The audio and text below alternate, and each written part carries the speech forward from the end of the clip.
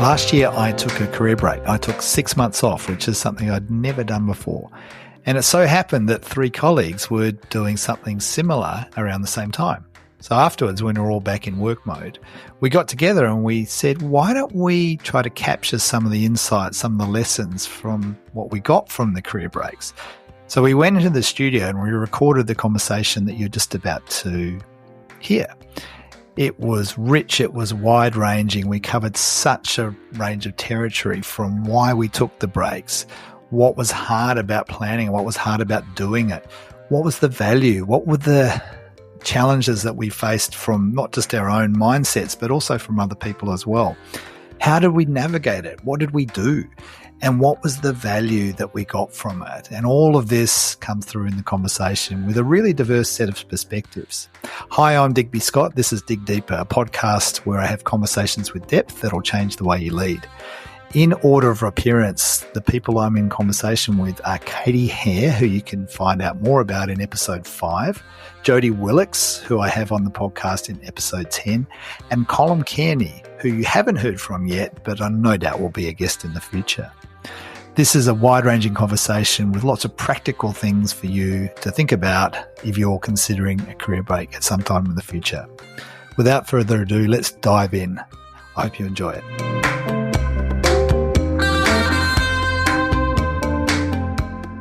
Shall we get into it? I thought we would start with a question, which was all of us having to have a go at answering this.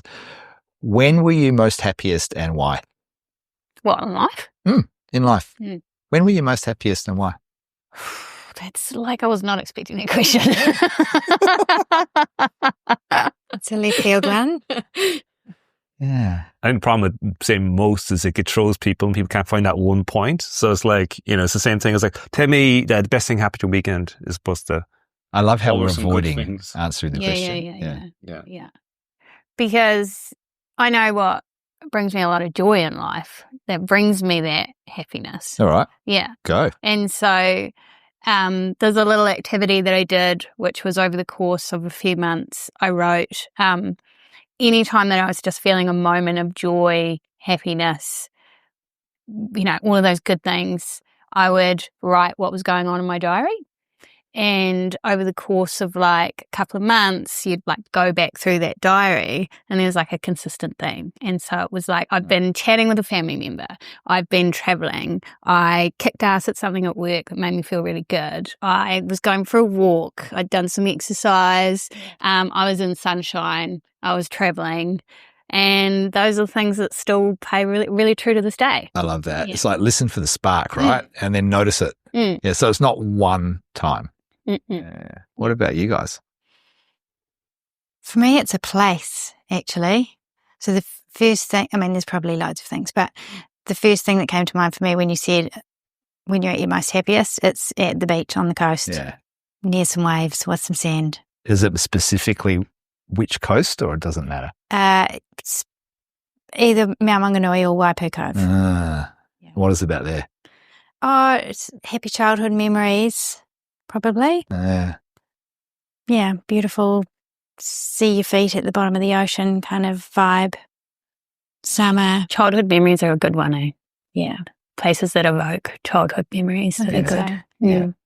Yeah, there's a freedom then, isn't there too, right? And a sense of peace and calm. Yeah.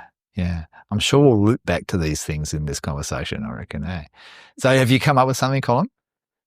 I think, building on that, I think sometimes it's around when you stop rushing from thing to thing and you're actually there. That's when it's like, getting here today is a rush, and then you're here and you can relax here. And then you're just being there. So if I think, I don't really, there's things I've had amazing memories of. But if I think about being happy in the day to day, not every moment is the happiest moment.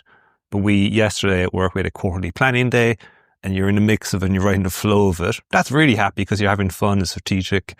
But if I go back a week before, I had a day, something cancelled, and I just went for a walk and I end up ringing people and having a good old chat on the phone and eating and drinking my ways just on a big walk, and that was amazing. And so most of the time it's just like doing the things you want to do when you're there. It's kind of like being present, right? Yeah, being where your feet is the easiest thing. It's such a good segue.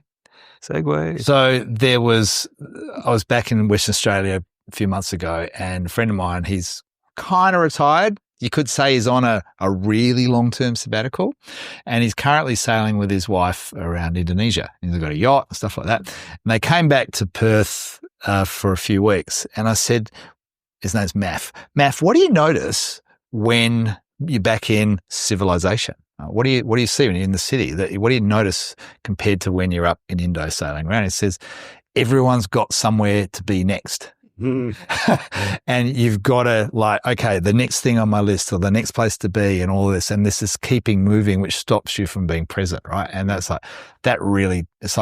for me, it was like that triggers me to go, when was I most happy? I think it's the same. I think it's this stillness, periods of stillness where there is nowhere to be next. There's no thing that I have to achieve or do or be accountable for. And I would think about sabbatical.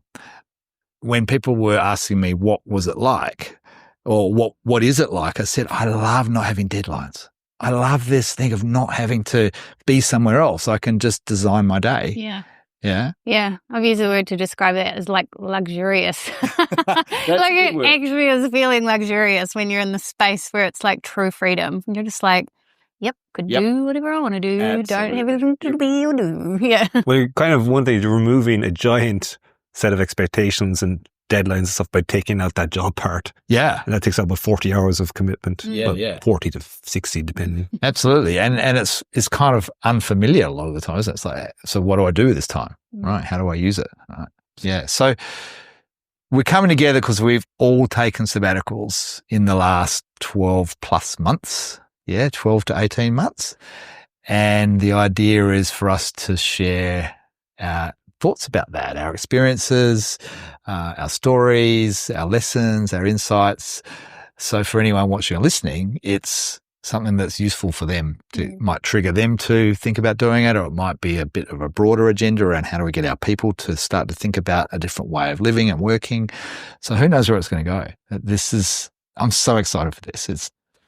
There's so many ways we could go. What I thought would be good is maybe we could each share a little bit about why did we choose to do this?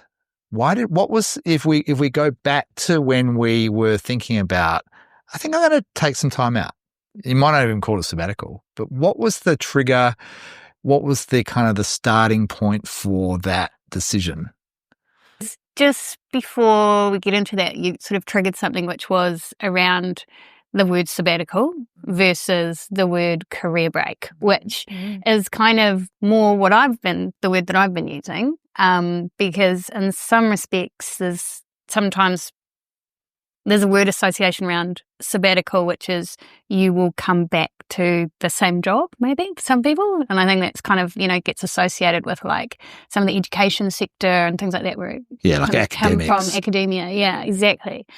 And so like the career break for me is like, I'm not coming back to a job. Yeah. And that was quite important because I was very deliberate about not wanting to have anything to go back to. And so that break, it was almost like, for me, it was like the intention was a career reset, something to sort of springboard into, to kind of like shake things up massively. And the idea of having a job to go back into was absolutely not what I wanted from that. Is that because you felt like that would have been the safe option, or it wouldn't have created as much creativity? It is the safe option, yeah. And it's also one where it's constraining, like creative, like it's too constraining in terms of what the possibilities are. And I've had that before. I've done this about 4 times. Yeah. And one of the times that I did do it, I was offered kind of, I guess you could to make it a sabbatical. And that felt safe for me. I was going overseas. I was like, awesome. But it was always this thing that was like, I could go back to my job off. And things got a bit hard in London, first time there. And I was like, I could go back to New Zealand. And instead it was like, eventually I made the decision not to, which was great. But I kind of learned a lesson from that. Yeah. How did you know when it was time to take the career break? Like what was your body or your mind or your circumstances telling you? How did you know to go? The most recent one? Yeah. Yeah. It was almost like a conviction, because that it's time for another one. Yeah, it's like I know that this will benefit me. I've been in my role for 5 years, and I was like, I am ready to shake things up and move to the next stage of the iteration of what I will be becoming in my life and as a person. And it sounds like there was time. gut, and there was also recognizing a pattern that you've done this before. Absolutely. There's like a conviction that now's about the right time. Get into it. Yeah. So it was kind of this gut feeling. How about you, Jodi? What was your circumstances? I think were a bit different, right, for you? Mine were a bit different. Yeah. And I'm much like Katie, I haven't been referring to it as a sabbatical so much as a career break, but really it was the same idea. It was a reset. So for me, it was instinct, but I'd been getting signals for a while and I'd been conveniently ignoring them until it got to a point where the voice was kind of quite shouty. So mine came about, I knew it was time for a change because I'd got to a point in my role where I didn't feel like I was growing anymore. And also the nature of the role had evolved over the years that I'd been there to a point where I felt like I was spending the majority of my time doing stuff that I actually didn't really enjoy and I also wasn't often very good at. So I just didn't feel like I was being my best self at work or at home. And I think it was the home, it was eventually realising that it was affecting how I was showing up at home that was the trigger for me to make that step. Yeah, wow. And what was it like when you committed to it, to decide, actually, I'm not going to go straight back into another job, actually just take a whole lot of time out? What was that like? It was, I've got this friend who has coined the term nerve-sighted, and it's this combination of being nervous and excited at the same time. I think it was scary because we don't have a crystal ball. So I didn't know what was going to come out the other end, but I was also excited because I knew, like, I had the courage that comes from conviction, and I just knew it was the right thing to do. And I knew that if I didn't, it would be damaging or negative in some way. Yeah. There'd be something eroding, right? Yeah. You've both used the word conviction. Hey, it's like this, I've got to do this. Yeah. It really did feel like that. Yeah. Benjamin Harvey talks about forcing functions. It's something you do and then you kind of like, you close the gate behind you, you jumped off a cliff and you're into it then. Totally. Yeah. Yeah. There's no turning back. No. A friend of mine described it as like two people on trapezes, you know, when one lets go of their trapeze and then they're floating through the air until that point where they grab onto the person on the other trapeze. Yeah. So it's that terrifying, you're in midair, you can't go back. You've kind of got to go where you're going, but you're in that space. Yeah. Going through the liminal. I still say going through the liminal to people and they're like, what is that? I said, Digby Scott said it one time there. Let me tell you about it. But it's, what is it? The in between and not there yet? It's the space between no longer and not yet. Yeah, I love that as an idea, right? So what about you, Colm? What was your trigger for taking a bunch of time out? So again, I think your story is different. Yeah. I feel the same thing about the labels. I only came to sabbatical probably later after I left, really, as a label. I was in my role for about 9 years or something. I had 4 different versions of the role I've been through 4 roles in the organization, and I was coming to the end of something I've been leading for 2-3 years. And I was thinking, I was kind of weighing on what to do next as well. And I actually thought this is a really good opportunity rather than staying and continue to, I could find new roles would be cool as well. But I was thinking, this would be a really good time to go because, you don't get the time. You often don't get the chance to go when things are going really well or at the top of things. Sometimes you stay too long, you get bored or you get shoved out or whatever. So I said, actually, this is like, leaving well with great memories. And so that opportunity came and I was taking a career break really. Which was a holiday to start with. Yeah. Like it really was a holiday to start with, but I knew it was going to be a bit more of a break because I hadn't been home to Ireland for 4 and a bit years because of COVID. But then it kind of morphed as there was things I wanted to do. I just didn't think you could do them while you were working as well.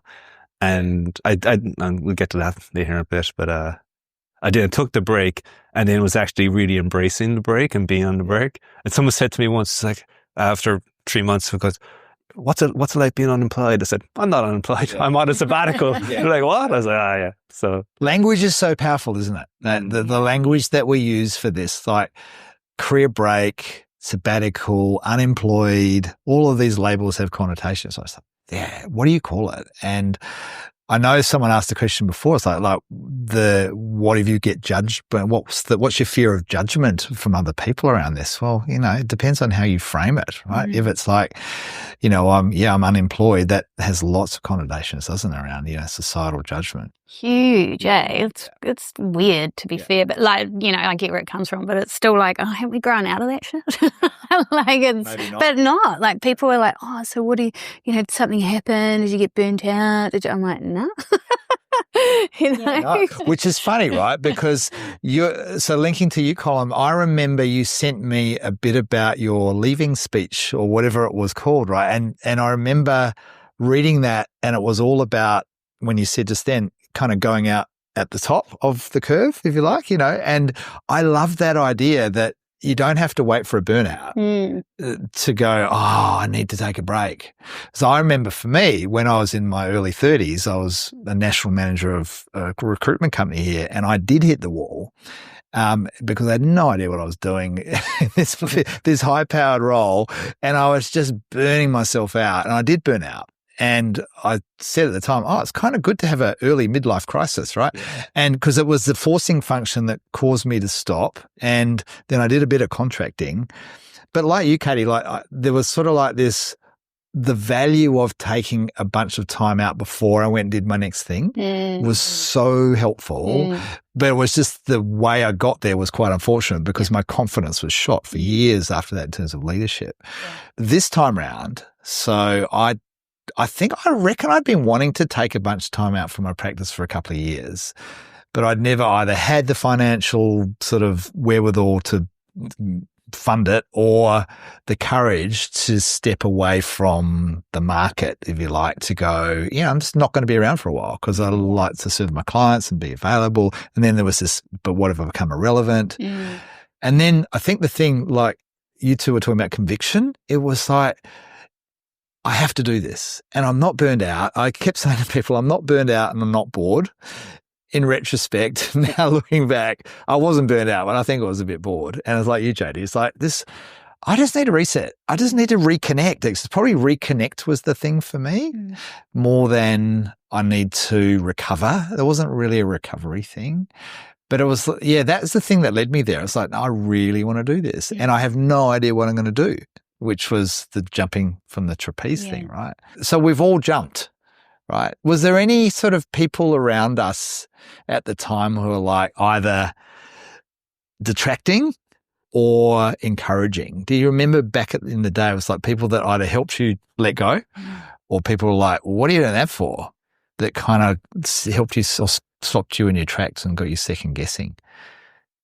I had both. Yeah.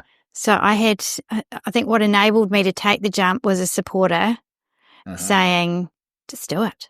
Yeah. And that was kind of all I needed. And all of a sudden, boom, I was away. And I moved really quickly off the back of that, and that unsettled a lot of other people around me. And that's interesting. Yeah. I think I'd been thinking about it for a long time in my head or feeling it in my body, and not necessarily communicating it. Yeah. But then, there were detractors or people who were sort of cautioning me not to stay out of the market too long because there's an economic recession coming, or apparently. What? But also, I think, there was also a feeling of as a mother, I also had feelings of guilt about prioritizing myself over my family and the financial well-being of the family as well, which I had to navigate through. So one of the people was the voice in your head. That person was very shouty. Yeah. The entire, a lot of the time. What were they saying? Like, don't be a bad mum? What else is there? Don't be you're being selfish. You're prioritizing yourself over others. You're a quitter. Yeah. That's a biggie. It was noisy. Yeah. Oh, wow. And you still jumped? I still jumped, yeah. And that was the conviction. Yeah. It's powerful, hey? And what about Katie or Colm? What was going on for you in terms of people? I was trying to think, because I was like, oh no, it was all good. And then like nobody was saying anything. And then I forgot that there was actually this thing called COVID, and we'd just come out of a lockdown sort of thing. And then it was like, well, what if we go into another lockdown? And I was planning on this, and so it was like, oh yeah, that might be a bit shit if like I be planning all this time off and I'm actually just stuck in the house, And I was like, so I had to think through that. And everybody, a few people were saying, well, what if this happens? And then, of course, it's extended for a while, and then maybe you won't be able to work through it. Whereas if you are in lockdown, you've still got your job, at least you can work through it because you're doing computer, we're doing it remotely. And I was like, so it did give me a little pause, but not enough to stop me. And it was all about, well, that means I can just do all this learning that I want to do and all these other things that I had planned to do on my sabbatical. And I'm pretty sure I can get a job remotely still if I really feel the need to. So it was kind of one of those things that gave me a bit of pause, but just enough to go, well, just make sure you got your ducks in a row then keep moving. Yeah. There was a lot of, I think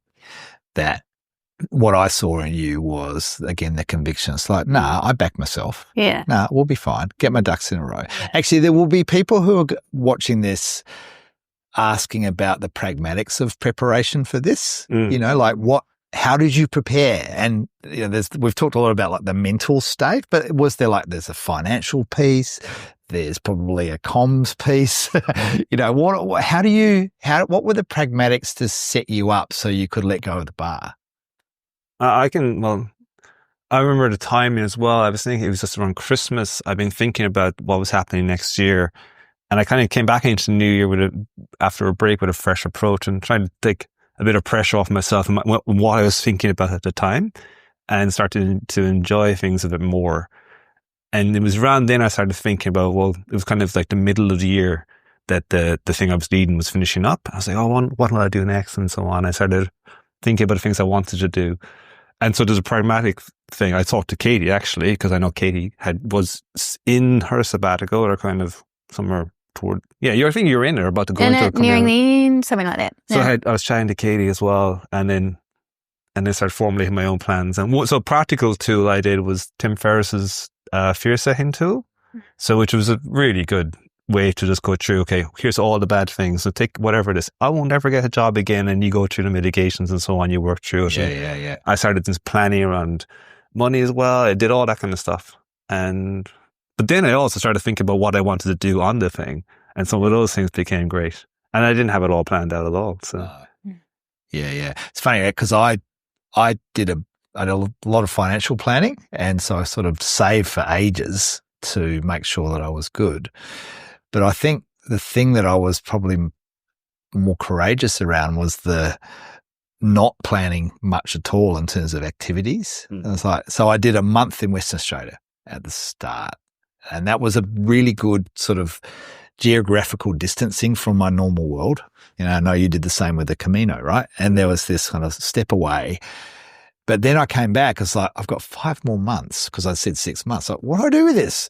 And part of me was regretting not planning at that activities because I kind of went into this whole, I called it foggy February. So it's like, I haven't planned it. Okay, now I need to make the most of my time.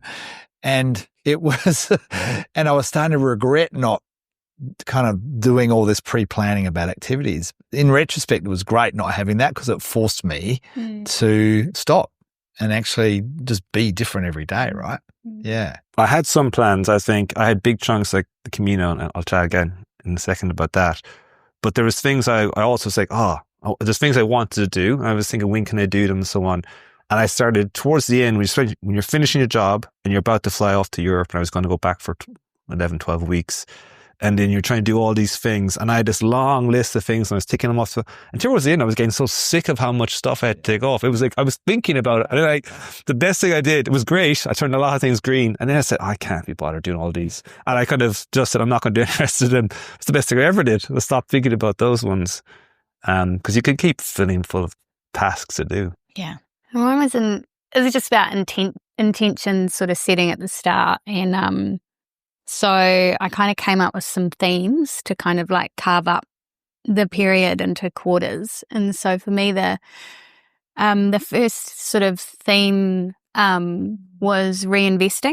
and it was like reinvesting in things that really mattered to me. So, spending time with family. It was around, late December, January. So I knew that everybody would be taking their holidays. So I was like, well, I'm absolutely going to be holidaying with everybody else. So that's taken care of for a few months. It was redoing my retirement plan and, stuff like that, which you don't do or think about until you've got like quite a lot of time. And I was just like, even just really spending time to just kind of make sure that I was kind of focusing on those health things, stuff that just kind of matters, without worrying too much about it. And then the next phase I'd sort of designed as exploring. And for me, that was like almost doing a bit of tire kicking, coffee catch-ups, thinking about what could be next, doing a lot of reading about what that next shift for me from a career perspective was, but not doing it. And in exploring, it was sort of also with the hope that if it worked out, being able to do a bit of traveling as well, which I was lucky enough to do. Yeah.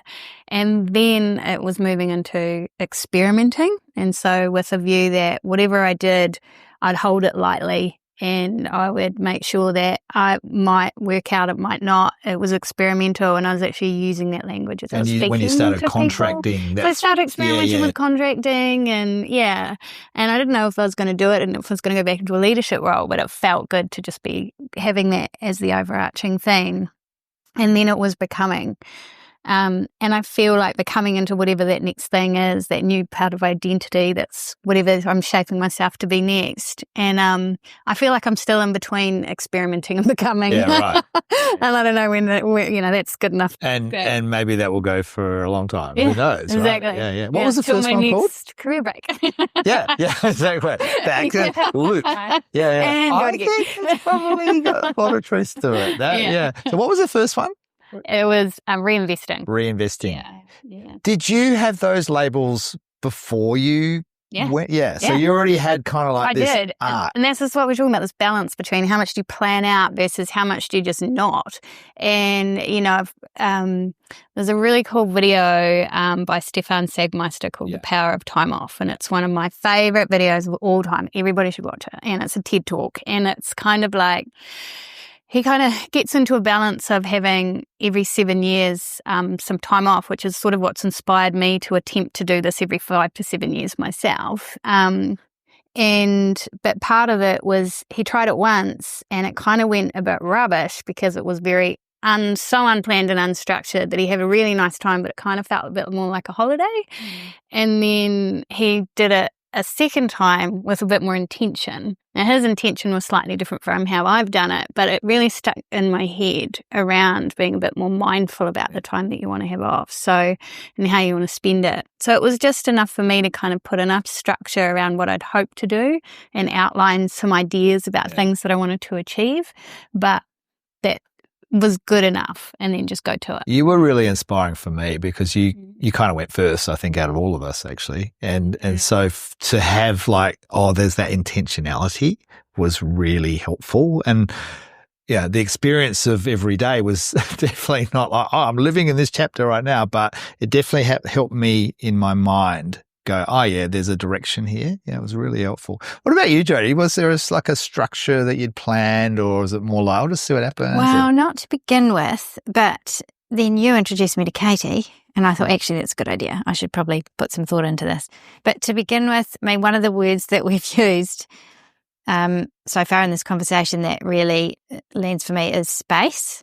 And to begin with, I was actually really anti the idea of having stuff to do because I'd spent so long in a senior leadership role with so much stuff to do that I just wanted space.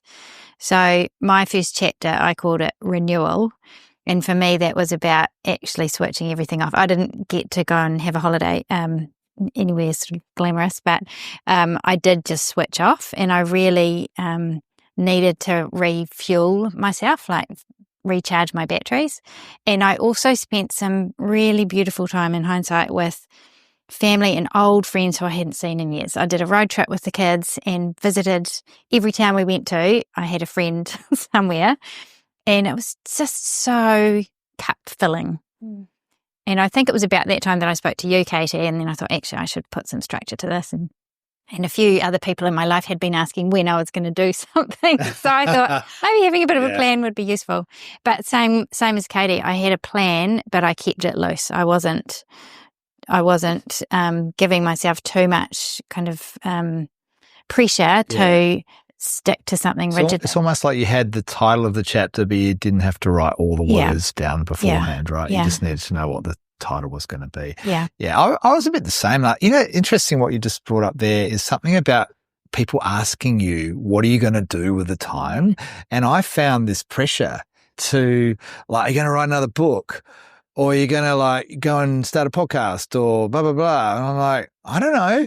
But it was sort of, I felt like I had to justify to other people that my time was, including myself, actually, lots of times, like how I'm using this time, and how it was like, oh, wow, what if we could just get to a place where we didn't have to justify how we use 24 hours? But I feel like almost in that's just helpful to have a little strap line at the ready. I can't remember, but it was just something like, I'm just experimenting. Like, this is my time off to experiment, but being really deliberate and being like, I'm experimenting. I am exploring options. I am not looking for anything permanent full time. I am not looking for any of this during this period. I'm very deliberate. I think the word experimenting is really cool.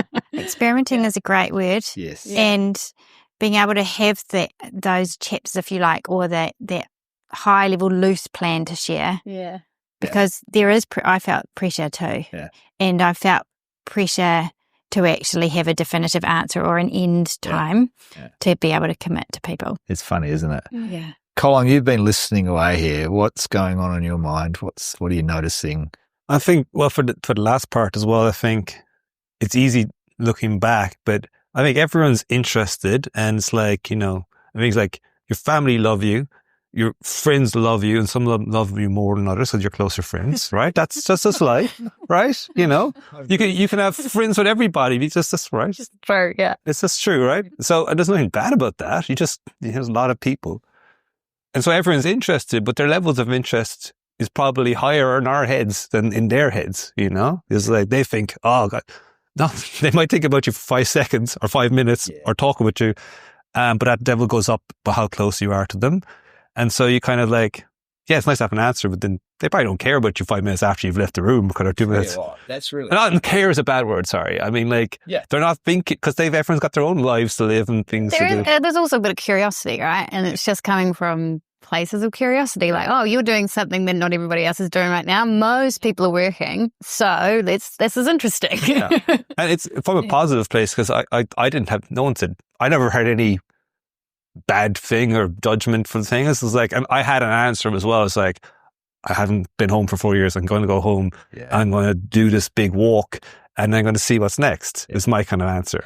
It is interesting. Sorry, go on. I'll cut you off there. And that was, so that was enough, because I didn't really know what was next, and I was partly deliberately not having a next. I was like, I'm taking this break from having a next, and my next was doing this walk, and the walk itself was this whole thing. Like, so I did the Camino de Santiago for 5 weeks or something. And I didn't know much about it, apart from I wanted to do it for a while.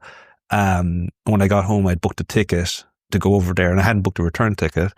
And after 10 days, I said, I'll do it. So I booked a return ticket about a month's time.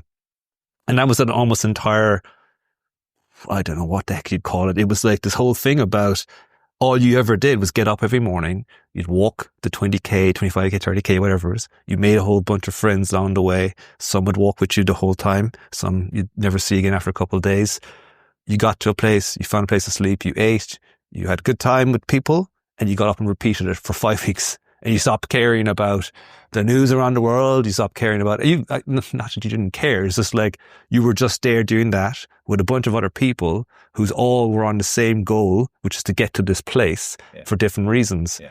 And it was just the most peaceful thing. And I met people before I had left who had done it multiple times. Like, why would you want to do it multiple times? Once is hard enough, isn't it? And I did, and I'm going absolutely, it is. And I still got 14 close friends who I met on that trip from all over the world. And it was just this beautiful thing. We're all walking to somewhere. It's all very relaxed. And I think I took so much from that into the rest of my time. And I still carry it with me today, which is around I met a Croatian guy, Uri, and he said, everyone has a reason for doing it. And his things like, what did he say? He said, I didn't come here for answers. I came here for questions. Uh-huh. I thought that was really nice because there's a time to think about what's next and so on. And for me, it was the same thing. I came out of that thing with a lot of questions and a lot of things, which my second, like if that was first 3 months, my second 3 months, I spent a lot of time thinking about where in career I wanted to go next and what's my, how will I be intentionally? So, I was combining stuff like the Career Odyssey stuff and Year by Design stuff as well. So that became a lot of my intention for the second 3 months. There's so much in that. There's something about all of our stories which is creating space, Jodi, to go deep on something and to explore and experiment. So, and so for you, it was like, I'm not quite sure, but I know the Camino is going to give me something and some questions to explore. Yours was that, what can I experiment with? Now, there's this idea, another thing that's come up just in listening to all of our stories is we've used the word time off. And off from what? And why does it have to be the exception rather than the kind of the thing that could be a little bit more integrated or normal? Do you know what I mean? It's like if time off is this kind of little bit, but the time on is the main gig, that seems to be what's going on here.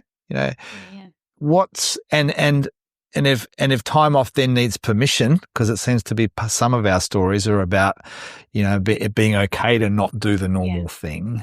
What is that saying about our organizations, how we think about careers, how we think about society, this whole idea of time off?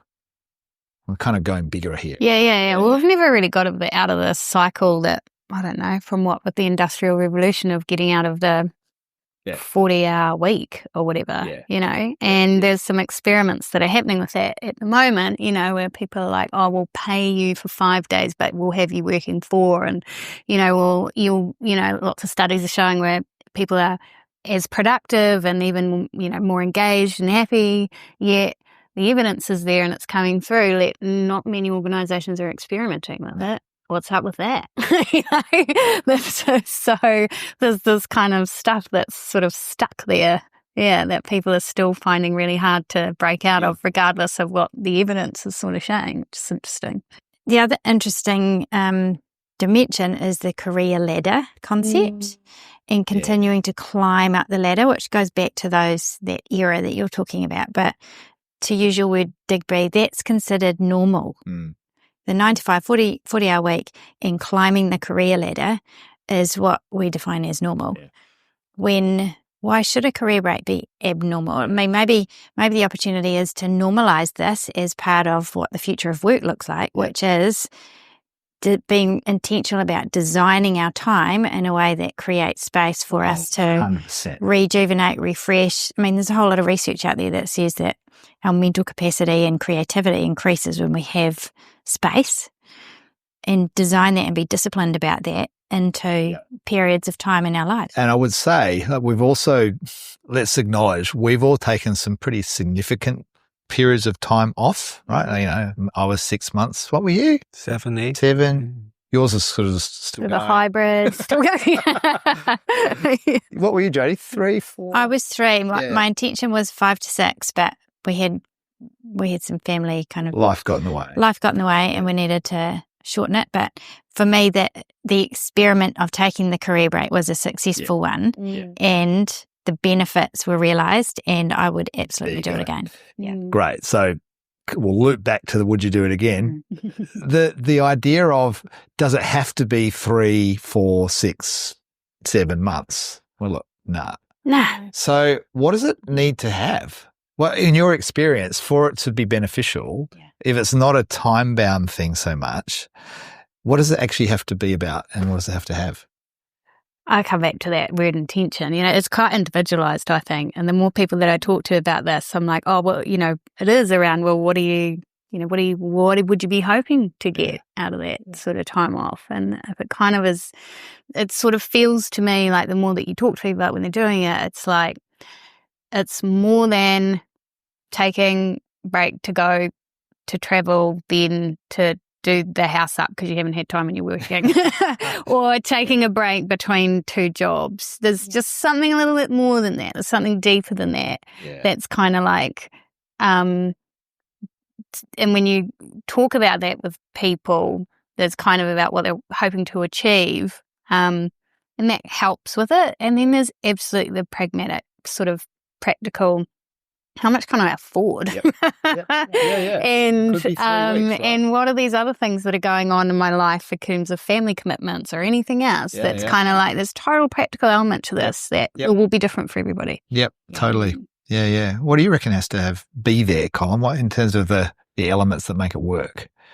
If it wasn't 6 or 7 months, I think there's a lot of in what you said, which is like, again, a fundamental what's life about. Because one of the things that's worth thinking about, if you zoom out of your life and, say you work 30 to 40 years, we're talking about 3 to 6 months in a 40-year period. That's insanity to not be able to think that, like, I can do. It's absolute insanity. So where does that come from? So I think there's like so to go right back to where we kind of introed this conversation was, what is happiness, right? So happiness is very loaded. Everyone's, I like words too, and people can get loaded, pursuing happiness, and everything's very individualistic, of course, right? But there is something going into trying to work out what are the things that actually matter to me, not because society has programmed me that it should matter to me, but actually the things that really I'm interested, I want to do, And so when careers, what happens is you get into it, and maybe you're in a great job as well, but you're kind of following that pathway. And so sometimes having a circuit break, like a career break or like a sabbatical, like any time off goes, am I aligned to what I really want to be doing?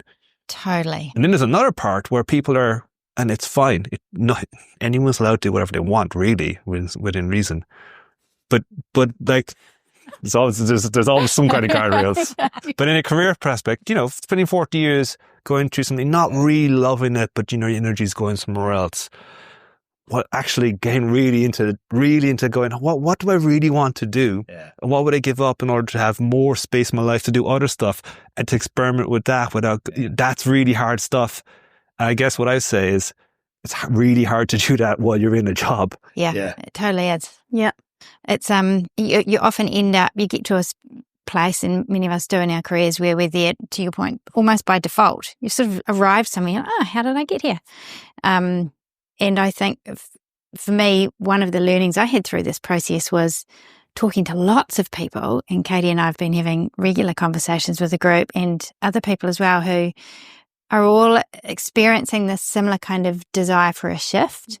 And I kind of almost, in my mind, had sort of created 3 buckets. There's people who are, for some people it's a break up, for some it's a breakaway, and for others it's a breakthrough. And for me, it was more about that, really diving into what was it about who I am as a person and where I was at in life that needed to influence what I did next. And you don't have the capacity or the space to do that when you're working full time. 100%. It's interesting. There's so many ways we could go here. One, I think for me, it was talking about the story I was talking about before. It's like I wasn't bored and I wasn't burned out. And then I realized I was probably a bit bored. And for me, it was, I'm trying to think, was it breakaway or breakthrough? But it was that idea of I just need the space to let the snow globe settle. Like there's, busy life, all this stuff. What if I just let everything settle for a bit? What's there that I can see a bit more clearly? And what happened for me was kind of a renewal of the vows. It was like, I love what I do. And I now feel it in my gut more than I did before. And so it wasn't even that I needed to change. I just needed to stop. And that was the key bit for me. It was the stopping, letting go. So you called it, what did you call it? Reinvestment. I call it evaporation. just let everything go and just let it all go away and see what remains. And that was such a good frame for it. The other thing that came up was, that book, there's the book, The 100-Year Life. And we're talking about, Linda Gratt and Andrew Scott. They talk about if we're going to live to 100, then the 40-year or 50-year career is just rubbish. And their challenge is we need to learn how to reinvent. We need to be able to enable people to learn how to reinvent regularly through their entire 100 years, right? And so I think an idea where you call it sabbatical, a career break, is an opportunity to reinvent if you want, or at least test where you want to reinvent, right? And how do we build that in more deliberately? I think that's probably the question we're all asking, right, for other people. Yeah. And how do we create the language around it and give people the permission to do it? Mm-hmm. Because it's so worthwhile. I was just going to say that regarding evaporation, it's almost like getting go to expectations. Because I think you build up these expectations over your career and your life and everyone else around you. And it's almost like this break is a chance to actually reset them and let them release for a while. Yeah. And just one thing I've noticed in the last couple of months, having been back in work as well, because I took this break for 6 or 7 months, right? At the point I started looking for work, that's when I said the sabbatical's over. But that was my point, was over. And I got a job 2-3 weeks after that. But now I'm in the job. I can see myself, there's things happen where I'm like, I'm reacting and responding differently than I would have a year or years ago. And I kind of often wonder, and they happen every now and again, maybe I would have responded that way anyway in my normal job as well. But because I've had this gap, I feel I've almost had the chance to say, that's how I used to be. Yeah. And this is how I am now. Absolutely. And it's because I can see it. And I don't know, it's like, you don't get to notice the change when you're still, it's when you have a gap. That's a bit different. What, can you give us an example of how you're different? You think so? Just in a work sense, I remember something happened on a Friday and I was like, me maybe 5 or 6 years ago would go, okay, I need to ring that person and do this and blah, blah, blah. And actually me now was like, well, maybe I'll just leave it alone for 2 days and see what happens. And I kind of just left alone. I did some things and I didn't spend time worrying about it. It was intentional. It's not like ignoring the problem. It was just doing this thing. And I'd made a few steps early and it went to a good, successful outcome. But I knew me 5-6 years ago would be more swarming around and trying to make this happen. I remember you 5-6 years ago. I would agree. Yeah, I know. And I remember it's like, but it's almost a maturity of things around. It's maturity of calming, and that's like how much pressure you put on your things about these things. Like almost nothing needs that level of pressure. And why are you holding it to yourself anyway? Most of the time you should, there's another great example. If you got a problem, right? Am I solving a problem? But if you were a doctor, we were all doctors, everyone was swarming around the patient trying to help that. Keeping it to yourself doesn't help. So I think a lot of those maturity things come with.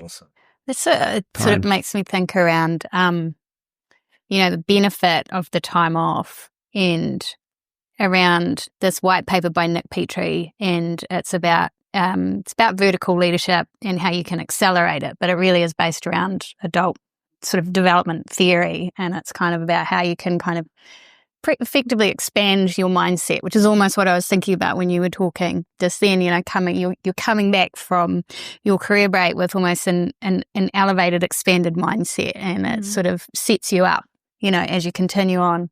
And part of that sort of framing is around you create these moments of heat experiences, like a Venn diagram. So you create heat experiences for yourself. You create colliding perspectives. So, going on that walk, the El Camino, like meeting different people, diverse perspectives is a perfect example of that. And then there's elevated sense making. Yeah. And so there's also, and it can happen with the diverse perspectives, but it can also be through reading and having the time to reflect and chat with people that are kind of a little bit more in that different mindset than you to help make sense of it all.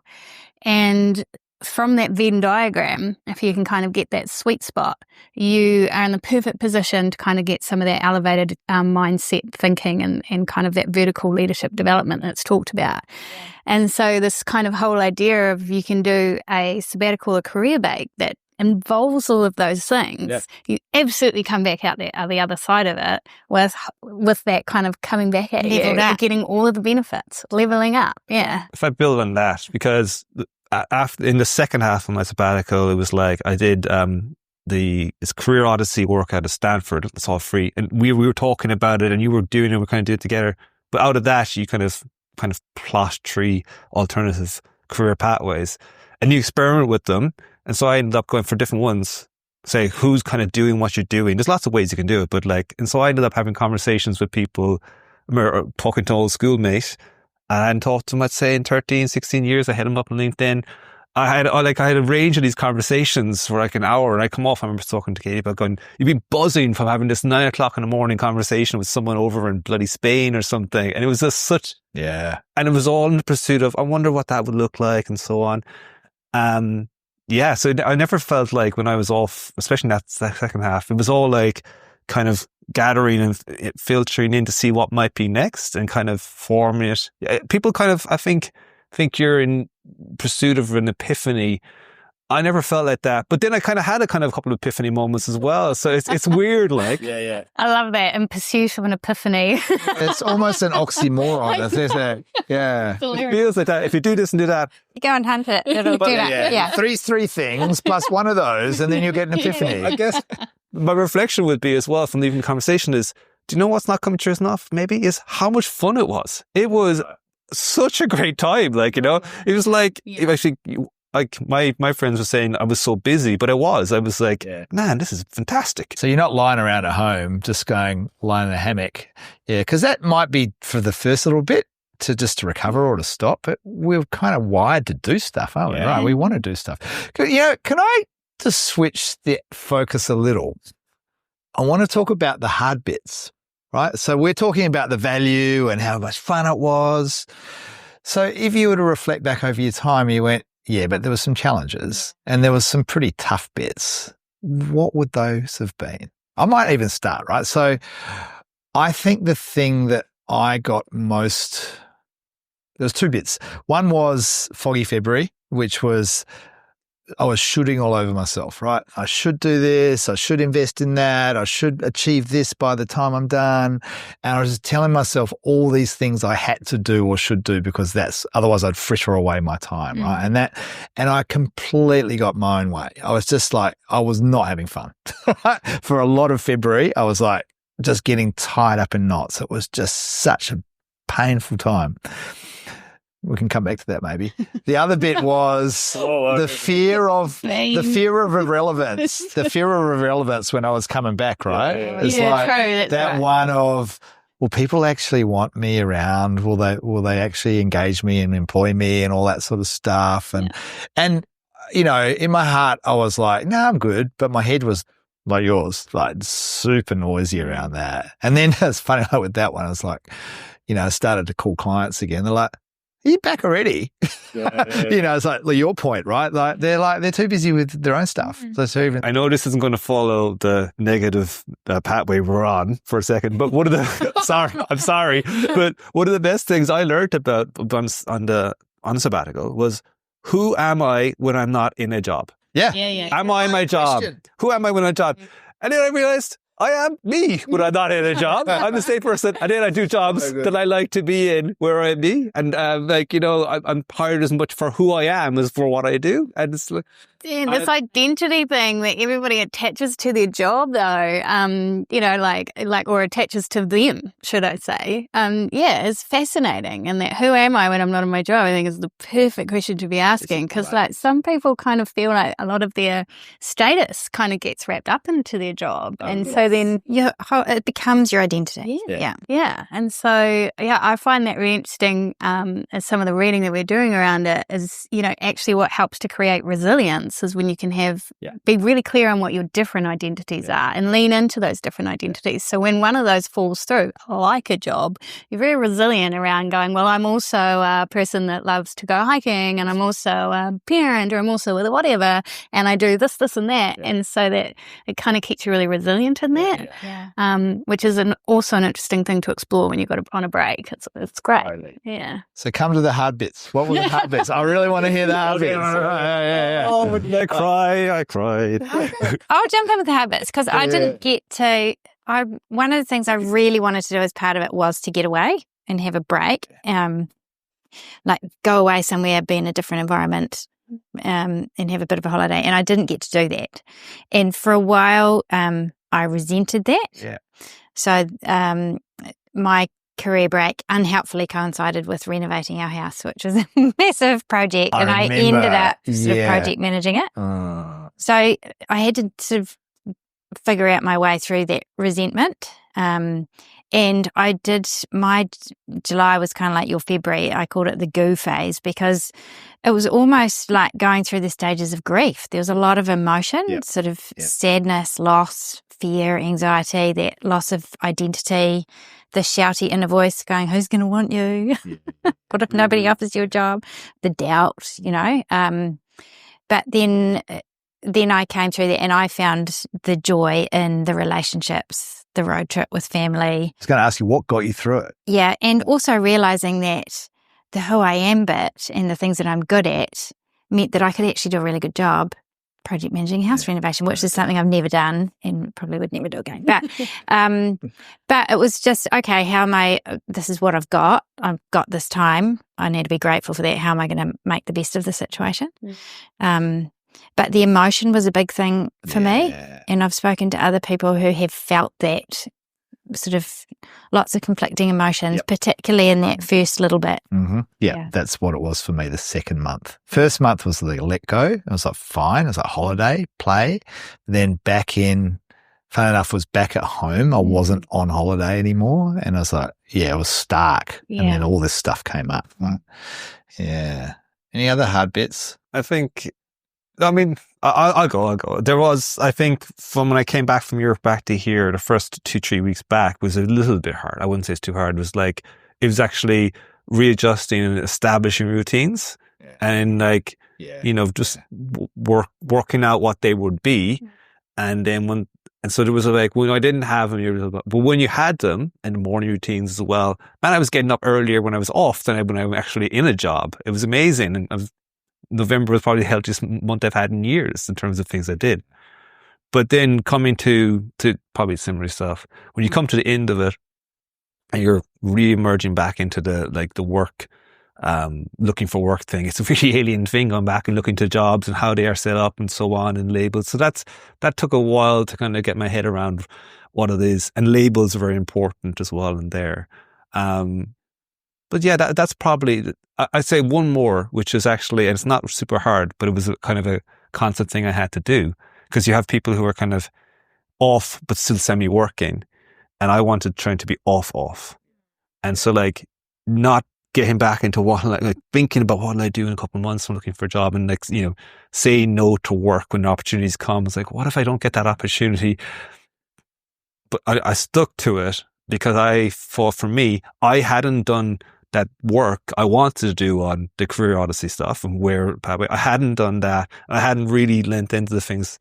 And as soon as I knew if I'm looking towards that, it's going to take my mind away from where I wanted to put it right now. So that was probably, I had that tension back and forth. Yeah. Yeah, I had that tension too. And it's hard, but it's important, isn't it, to stick to your guns with that. Totally. Yeah. It's kind of, there's the seduction, but what's the more strategic, right? And so how do you not be seduced by the short term and the whatever that trigger is for you? Yeah, right? the seduction one is interesting. And I think that was a bit where getting prepared for that one, because there's a couple of things. One, I was handed a resignation saying that I'm doing this break, and then it was, could you just stay for X amount of time? And I was like, no. But it was, there was all really good reasons for it, and I just had to kind of stick to my guns with that. Could you extend, when you start your break? And I was like, nah, I've got plans.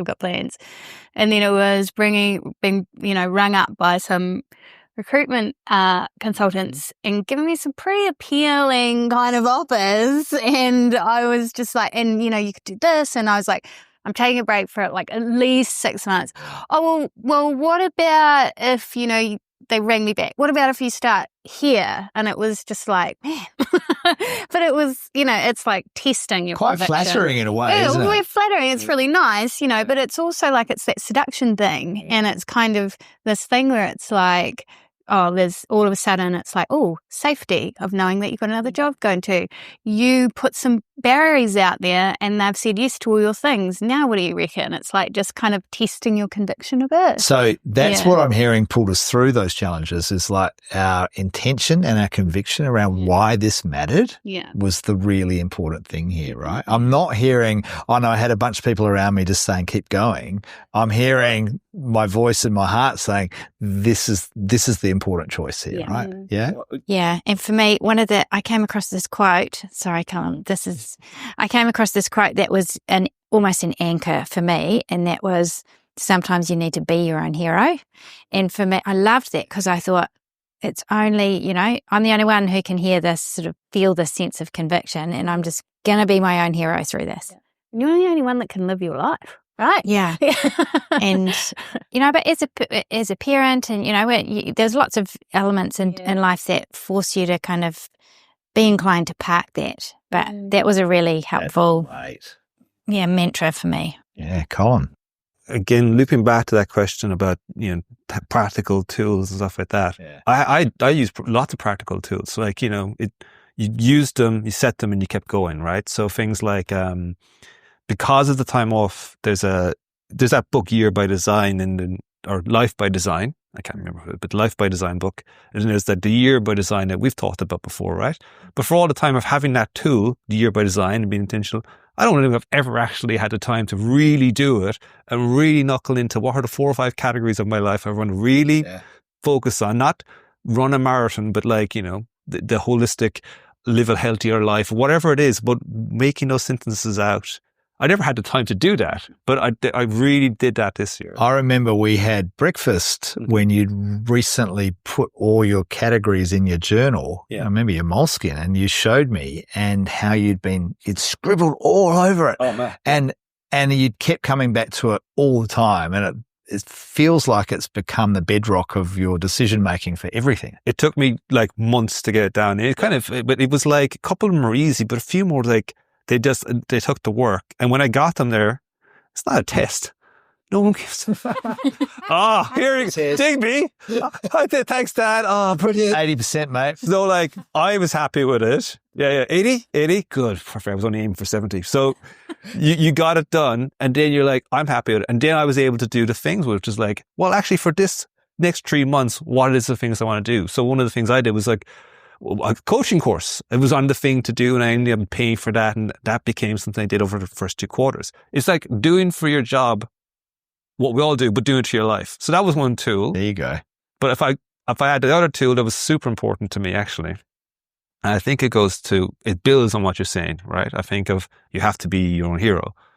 But the other tool that I've probably used more often than anything else over the last 5-6 years is the network analysis tool, right? This is one of the things like, the 20 people in your life. It's mostly from work, right? So who are the 20 people now? Who are the top 5 in terms of things, and what job do you want and who might they be? But I spent some time thinking about that.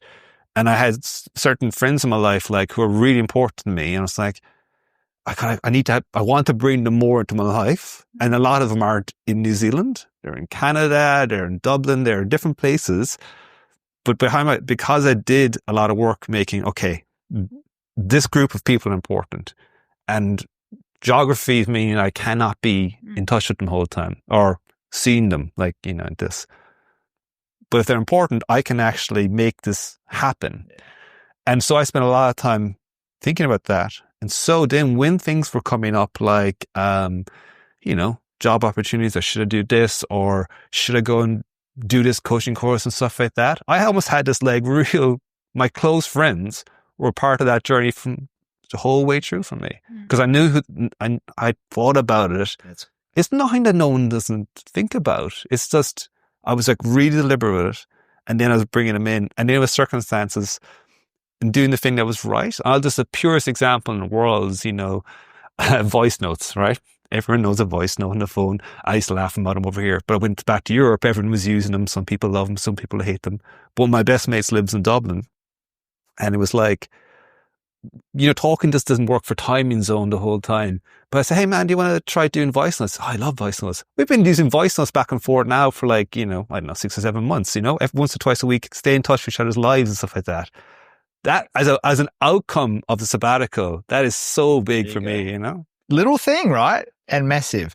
What about, just staying on the theme of tools, what about for you, Katie or Jodi, any tools or kind of things that really helped you squeeze the value out of the time? I don't know if that's the right metaphor. Yeah, there's the tools going into it, and so, we talked about the fear setting exercise, which is a goodie, and actually just doing your budget, tracking how much you want to spend and tracking how much you spend each month coming up to that or week or whatever, and then practically actually mapping that out so you can actually figure whether you're comfortable with that or whether you need to dial down your lifestyle in order to do that. Actually thinking through that is really helpful to take the fear away, just practically working through that.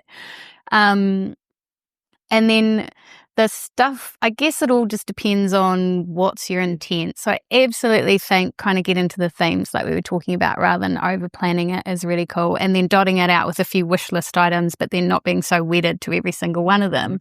Being able to leave space to seize the opportunities as they come up and flex as you go is crucial because you won't get to everything. And just on that, what helped me, just linking into that, is saying to myself, this is not the only time I'm doing a sabbatical, right? This is going to happen again. Yeah. And so if I don't get to do it this time, the thing this time, I might get to do it next time, right? Yeah. So I just wanted to jump in with that. That's a great point. Yeah. But then I think, and I guess it's back to Colm's point, this whole thing around we do a lot of sort of some of the stuff about strategizing and visioning about the future of work and, where's the organization going next? It's do it for your bloody life. And so, so whenever you do it in this period, it's an amazing thing, and pick whatever tool you want. There's plenty of them out there, but thinking about what's that future self going to be? What's that future kind of shaping up for you and why is awesome piece to do on it. 100%. Yeah. 100%. Yeah. I love that.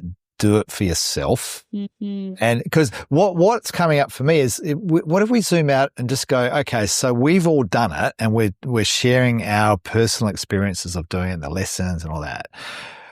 What about the implications for the collective, for society, for organizations, for how organizations think about their people and their well-being and, performance and all that? Where does that, if we zoom out and go, these lessons are great for us as individuals, so what about it for a collective? What comes up? Yeah. I think it would create the possibility for, I used the language leveling up before, but man, I think it could unleash people's potential in new ways. My reflection, and I feel like we've all landed in the same space, preparing for today, and because I did do some preparation, and thinking back over my time was that, I thought that I was changing external stuff. I thought I was going into this is a transition phase, and I'm changing my job and I'm changing my environment. And what I've realized at the end is actually it was internal change 100%. That I was making. And as a consequence of me making internal change, external stuff has shifted. Yeah. And we talk about sabbatical or career break or whatever it is you want to call it, but it's kind of like a retreat for yourself. It's your own bespoke personal development program that levels you up, gets you to a better place where you can be calmer or more present or more creative or more thoughtful because you've taken some time to do some work on yourself. And as you said, then you are also, there's external stuff happening and you're more valuable to whoever you're working with as well. One thing that's come up for me, so, I've worked with a number of organizations as clients for a while now, and I've taken this bunch of time out, and what they've, so, then a couple of months ago I said, I'm back, or I'm coming back, right? We should talk about how we do more work. And they go, cool, let's get into it again.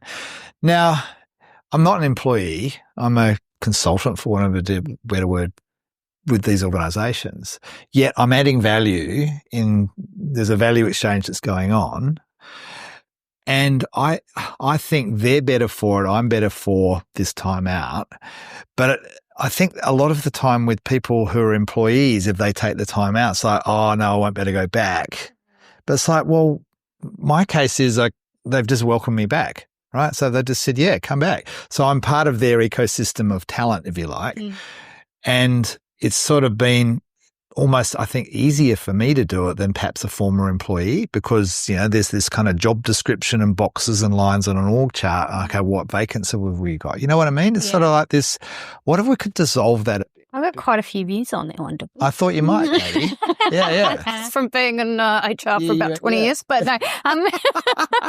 No, I think organisations are rubbish at it, at supporting it, if I'm frank.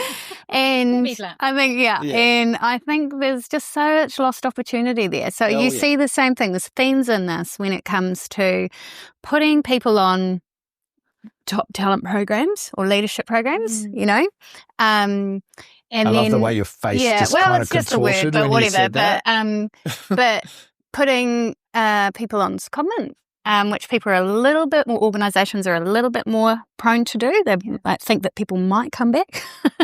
But and then the sabbatical, you know, and you can kind of think about those three things. And organisations will set these things up for their people and then people won't come back. So they're like, oh, why would I bother? Because people don't come back. And I'm kind of like, you're looking at this all wrong. You're looking at this, so they'll come back to the same role that you decided that, you know, they would be leaving from, and then you expect them to do the same job.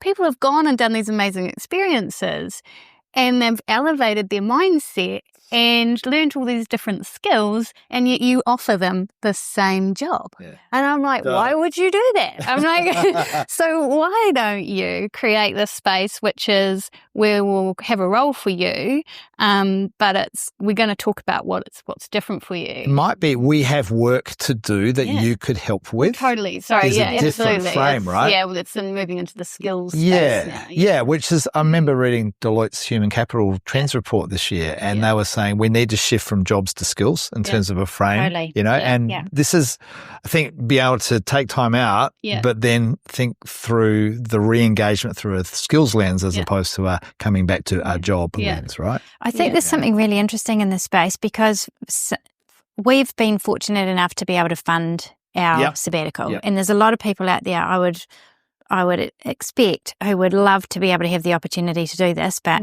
financially it just doesn't make sense. Or they can't face the idea of stepping into the unknown and not knowing what's going to happen at the end of that 3-5 months. So a friend of mine has taken time out, and he was fortunate enough to go back to his organisation, and he was offered a few different roles and he stepped into one that appealed to him. And so that enabled him to take time and to get the benefit of that time without the stress or the pressure of not you know. So that's I think there are pockets of organisations out there that are creating that space, and to be able to offer that to people could be hugely. It's massive, particularly given what's happened post-COVID, Great Resignation. The whole idea of people just going, where does work fit in my life now, right? How does it, like Colm, your different buckets of things that are important, work's only one, right? Where does it fit in relation to all of them? And therefore, how do I want to work? And organisations that will be more experimental are probably going to be more attractive. I think some of this all comes down to humans' relationship with time, to be a bit poncy about it all. No, that's good. We're talking about this now on a year-to-year basis, but if you zoom down, so I talked in decades, like how different is the last 10 years from, say, even 3 decades before that? Like if you're back in the 90s or the 80s as well, and what does work mean? Go back into the 40s. What did work mean in the 40s? You know, you read about that. Sometimes it's like people working until, what did retirement mean? When pensions actually came in? So in that scheme of us 100 years, things have changed dramatically. So if you come back to today and what we're talking about, absolutely sounds as huge opportunity. But I think there's 2 parts I'd add to it. One is, and this is the philosophical thing, but maybe we all need a bit more philosophy coming into our lives about what does it mean to be human? What is the human experience? Because we are facing a world where there dramatic changes are coming at a gigantic pace. And so what is a world where AI has evolved even more beyond now to what's it 5 years, 10 years? And what does that mean to a person in a work experience situation then? So those are the questions I'm wondering, how does this fit in with all that and reimagining of jobs? It's going to be an interesting world. You know what you're doing? You're doing your Camino thing of just lobbing questions out rather than answers. It's awesome. Questions are more fun than answers. Totally. Especially questions that big. Yeah, but it does feel like we're kind of exploring territory that does feel really relevant right now. And, you know, there's so many people when I've said, we're going to do this session and we're going to record it, so many people going, when do I get to see that? Yeah. And not just for themselves, for their teams, for their organizations. So there's kind of a vibe right now about this stuff. Right? So, yeah. It's interesting to hear everyone talk about tools. I think there's an opportunity to create the playbook. Yep. Well, we're doing it. Yeah. We'll just watch this video for starters. I feel like we're coming to the end of our time, and I'm thinking, how do we wrap this up? And I'm wondering, maybe the best thing to do is if there was, for anyone considering taking a career break, sabbatical, becoming unemployed, whatever we're going to call it, what is if there was one way to help people who are sitting on the fence, just going, I don't know, shouldn't I? If you were to give one piece of advice, and we know the answer is do it, but what's the thing to help you get over the low? I wonder whether there's one practical thing that you would share with them about that might be helpful. What would you say? I'd say listen to your instincts and trust them. Nice. I'd say vision, really fast forward, do a bit of time traveling around, visioning what it'll be like at the other side. What's the payoff I want to have happen? I focus so much on I'm so worried about making that first step, and I'm like, vision what it's going to be like at the end of it, and spend some time in that, I was writing this morning about possibility focus versus problem focus, and that we tend to focus too much on problem. Let's focus on possibility, right? And you're saying, Katie, dial that up. 100%. Yeah. What's yours, Colm? I'll do a combo. I think one is, it is okay and normal to be afraid. I think fear is the most prevalent emotion that unites the world, right? I think we're all afraid of something. So actually, in this situation, putting down on a piece of paper somewhere, what are those fears, and working through, well, how can I mitigate them and how can I plan around them as well? Because most of the time, they're not as scary as you think when you put them down.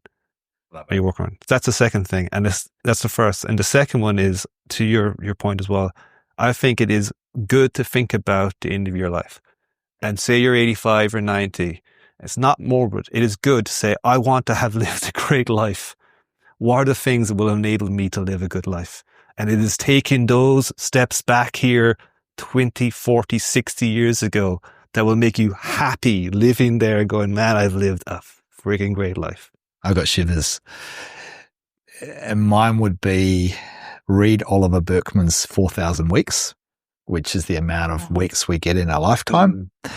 And then go, how do I want to use this one wild and precious life, to paraphrase Mary Oliver, right? Yeah. And your answer to that will nudge you, I think. Last question. Would you do it again? Absolutely. Yeah, my plan is to do it every 5 to 7 years. So yes. Keep going. Yes. Totally. And I would say, how can you maintain some of that mindset in your weekly, daily life? Beautiful. I can't believe you're saying 5 to 7. I'm like, can I make it 3? Maybe. Little snippets in between. It depends on the period, right? I've got mini breaks in between that one. Which is really interesting, right? Because we've gone grandiose 6 months or whatever. Yeah. But how do you build it in on a weekly basis? Yeah. half a day off or a Friday, whatever? How do you do on a quarterly basis? Maybe it's a week, a quarter, 6 monthly, annually, there's multiple levels of timescale. Totally. And if in each of those little moments you can stay connected to the lessons or the great stuff that comes out of it and stay connected to that, then. So that's a really good point. Yeah. When we're talking about tools, keep going, circling back to all the stuff. Yeah. What's your highlights reel? What are your lessons? Yeah. You know what? Actually, I think there's a better last question. What have you each learned today from this conversation? Oh, I've been surprised at the similar themes that have come through. Because I was coming into this thinking, wow, I didn't get to go to Camino or go overseas or do any of that fun stuff. But that sense of leveling up, that sense of getting a deeper appreciation of who we are and then taking that out, showing up in a new way, shedding some of the skin. I kind of imagine letting go of a cloak and walking forward without that weight attached to it. Oh, that's awesome. Yeah. Yeah. Honestly, it's just like a movement. It's just so exciting to be around people that are doing it. And so, and it's, we've got another group which was sort of, has built out of this, and it's like the Career Odyssey group. And we're kind of there's all this stuff. It's like, oh, it's a movement. Keep going. You do it. And it's just more people should do it. So cool. Yeah. I think it's just being reminded that some of the best things in life come from doing some of the things that you are most scared to do. Yeah. Mm-hmm. Yeah. 100%. So thank you. My lesson is that the depth that we have together and what we can create just through conversation around this is just so powerful. I'm tingling I remember I said right at the start, I can't wait for this conversation. And I feel even more convicted to get this message out. And I kept imagining right through this conversation, I wonder who's watching this and what they're doing. Is this exciting them? I hope it is. And so thank you. It's been awesome, hey? Thanks, It's been awesome. Yeah, I reckon we might have to do it again. Round 2 at some point. Absolutely. But we're going to the pub now. And there you have it, folks. I hope this conversation's got you thinking about the benefits and the practicalities of taking career breaks. And if not now, then perhaps for some time in the future. And maybe you'll know someone else who has been thinking about it as well, or maybe could do with thinking about it. And please forward this episode to them and tell them what you got out of it as well. If you're interested in learning more about career breaks, I'll set up a page called digbyscott.com/career breaks, where there's more resources that we'll be adding all the time around the idea of career breaks. So dive in there and grab what's there as well. And we'll keep in touch. If this is something that's of interest to you, for you personally or your organisation, I'd love it if you could just drop me a line. Again, just jump onto the website and contact me that way, digbyscott.com.